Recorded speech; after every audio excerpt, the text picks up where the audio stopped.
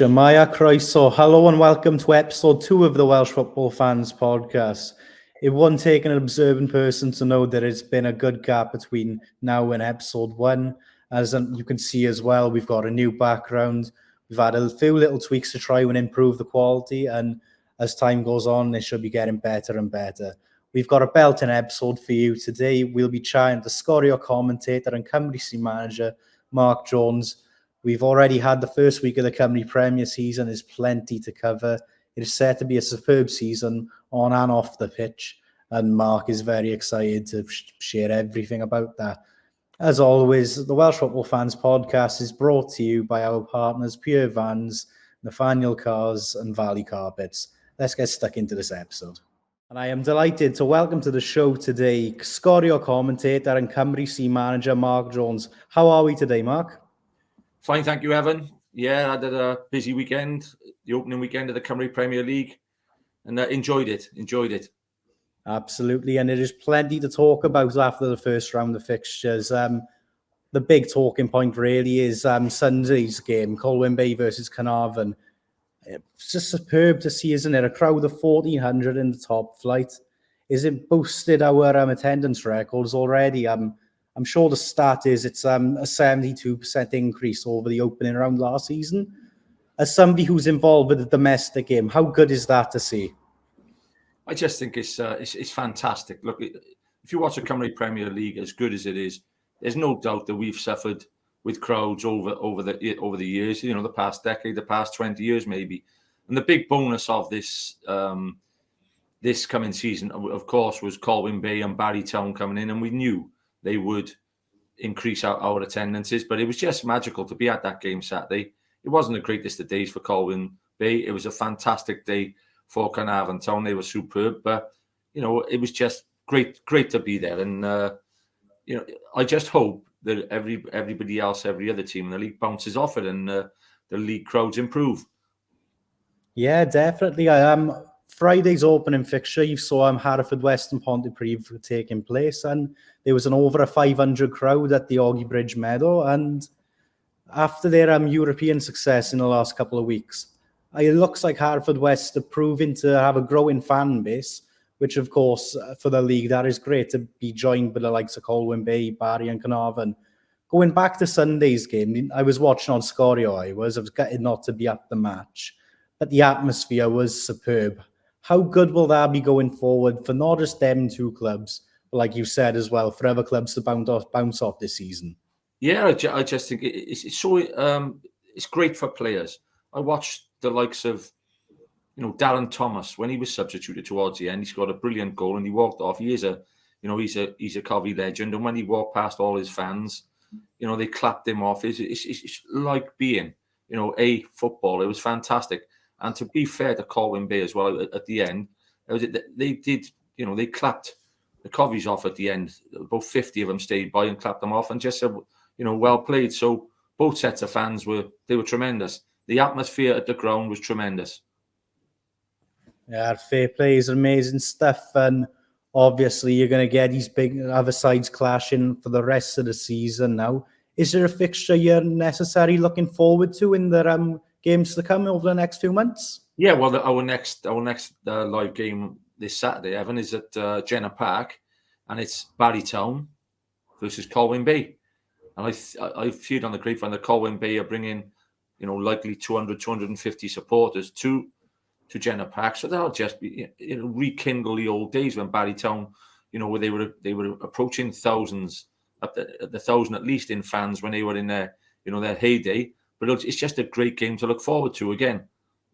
Yeah, absolutely. And those two clubs as well, they were a part of the Irate 8 going back 30-something years ago as well.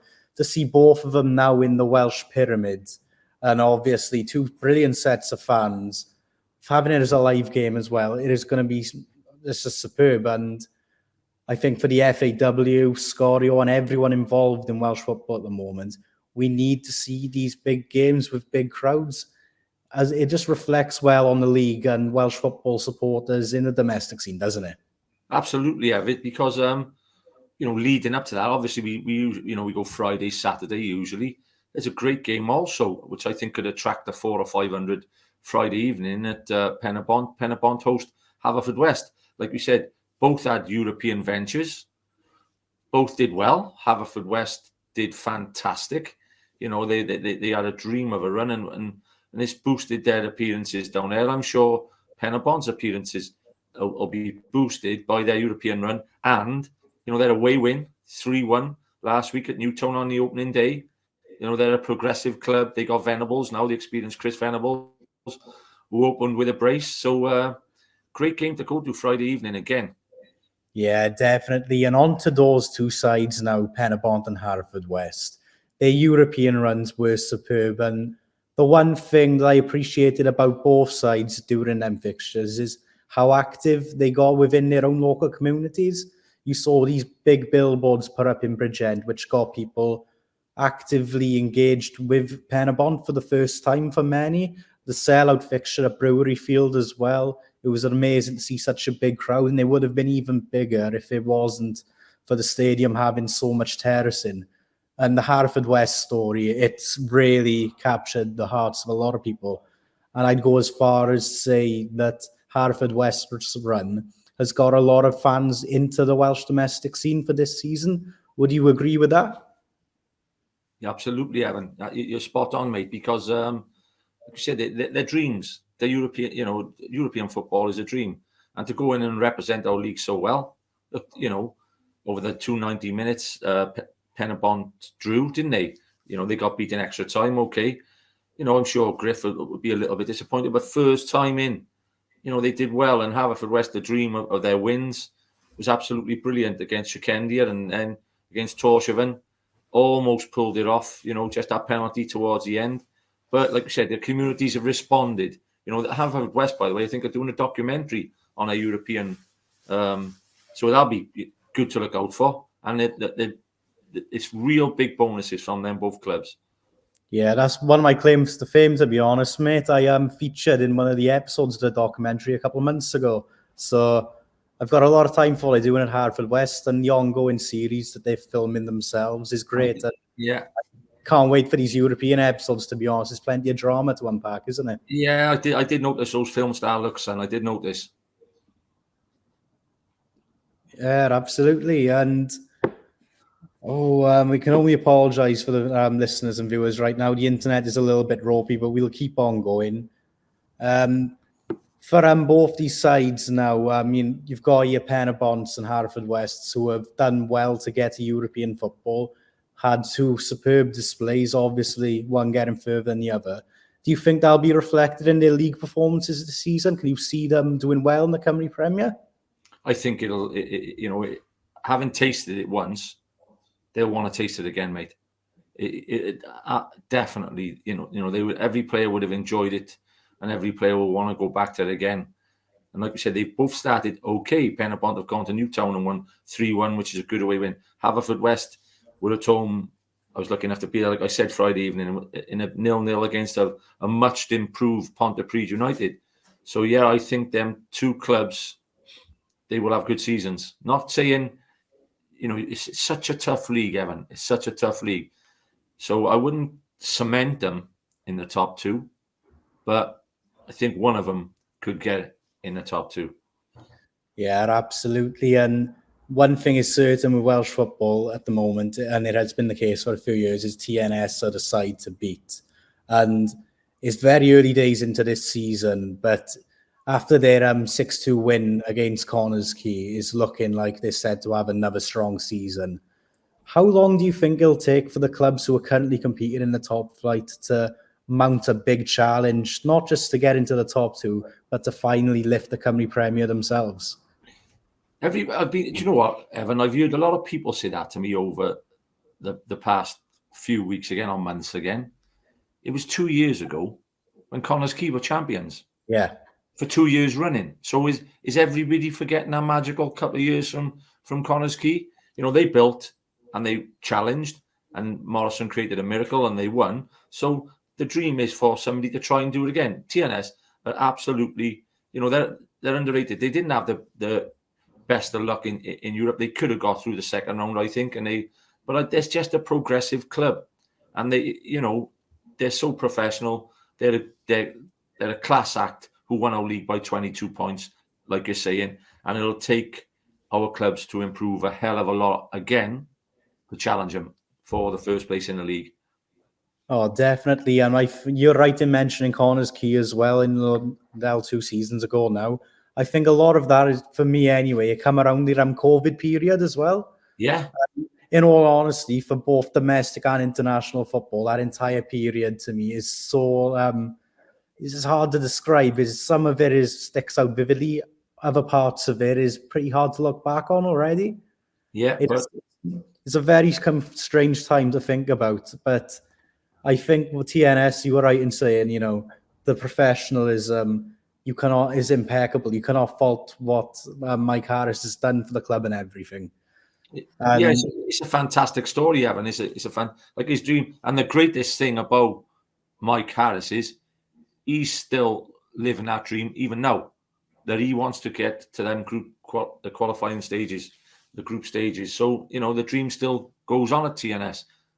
Yes, absolutely. The one thing I've always wondered about them as a club, and with all the success they've had, and they've been competing in European qualifiers for a good couple of years now, is that they haven't seemed to got the fan base there like other clubs in the Cymru Premier or even the Cymru North and South have. Do you think that'll ever come for them in years to come? I don't think they can try any harder, Evan. They've won leagues after leagues. I think it's 15 leagues they've won now. Like I said, they've had European ventures. They've won doubles. What more can you do as a chairman, as a manager, as players? So all they can do is keep doing what they're doing, and hopefully it'll gradually build. And let's hope that this season creates a fantastic atmosphere, encourages big games, and encourages more fans. Like we said, we hope that right across the board. Yes, it can only be encouraging the more the league improves, and especially with Noel Mooney's comments on the weekend about the extra funding that the FAW are going to bring in. What do you think is needed?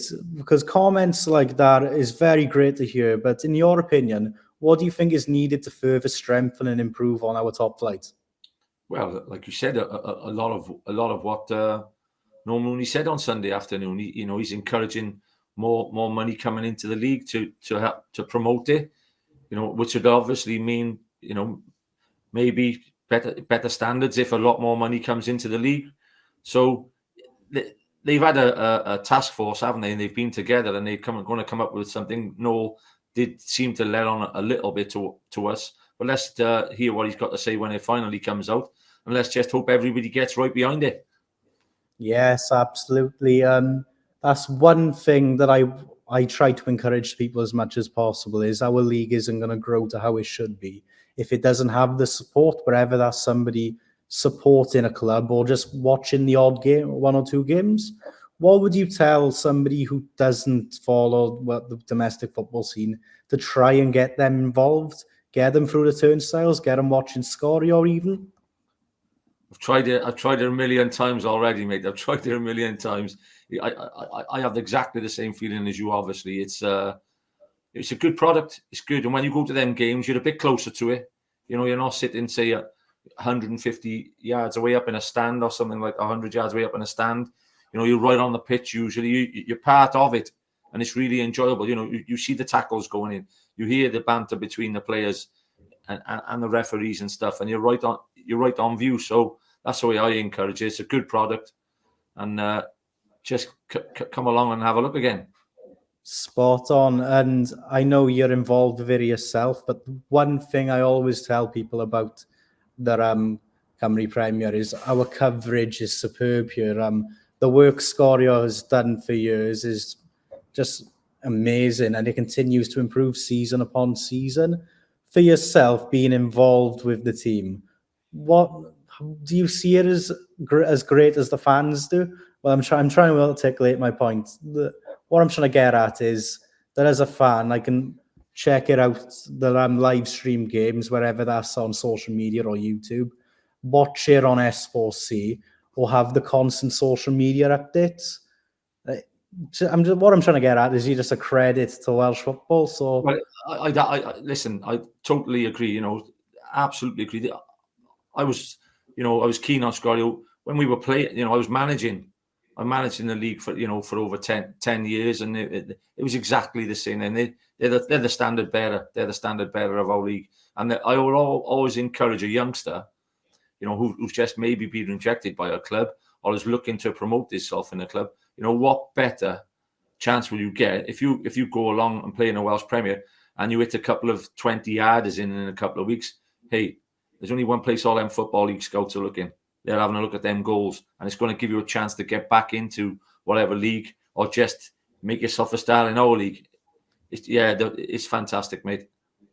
Absolutely, and you've mentioned there that you've had previous managerial experience in the league, but many who are listening or watching will know you as the Cymru C manager. For your time within that squad and the experience you've had, what are your highlights of being an international manager representing your nation? Well, first of all, it's just being it.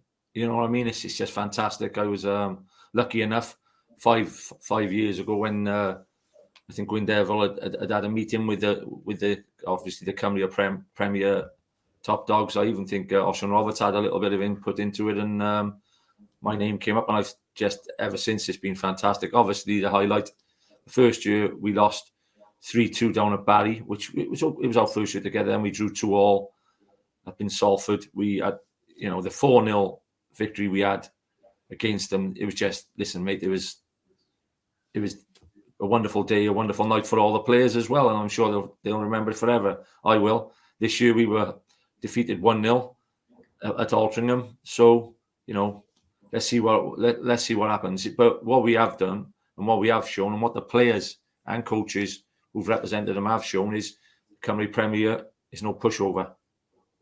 Yes, and that is what I love to hear, being just a Welsh fan. And obviously that 4-0 win at the Oval, it was superb. And looking back at that time, it was a massive crowd in for it, made up of a lot of people who were supporters of clubs all up and down Wales. This is back in a Cymru Premier led squad. Is this encouraging for the future of our national game, isn't it, when you see events like that? And even though the last fixture was a tight loss, going into what I'm presuming will be future games now, it's plenty to be optimistic about, isn't it? Yeah, especially as every year we've played in, somebody has left the game and gone on to be a professional footballer, which is absolutely fantastic. It was Nathan Wood, who played for us this season, has just made his debut for Newport County last week. Of course, Will Evans scored 2 goals for Newport County this week, who scored a couple of goals in that game. Yeah, the likes of Conor Rawlinson and right down the line, they've done really well in representing us. And obviously, it's a big, massive game, and it's a great opportunity for the boys to show that how good they are. And this is why we back them. We believe they're that good. Yes, absolutely. And I've got one final question for you this evening now. And it's a bit of it depends how you answer it or not. It's a question I always like to think of myself when it comes to the Cymru Premier and domestic Welsh football is our league is continuing to expand and grow. And it seems like the quality is improving year on year. So in a decade's time, where do you want to see the Cymru Premier? Like, how would the ideal league structure look to yourself? Yeah, great question, Evan. I just think, again, to keep improving. Like Mooney said, they're going to put a lot of money behind it, and they're going to bring in professional people to run the league, even more professional people to run the league. The players, the training standards are getting higher all the time.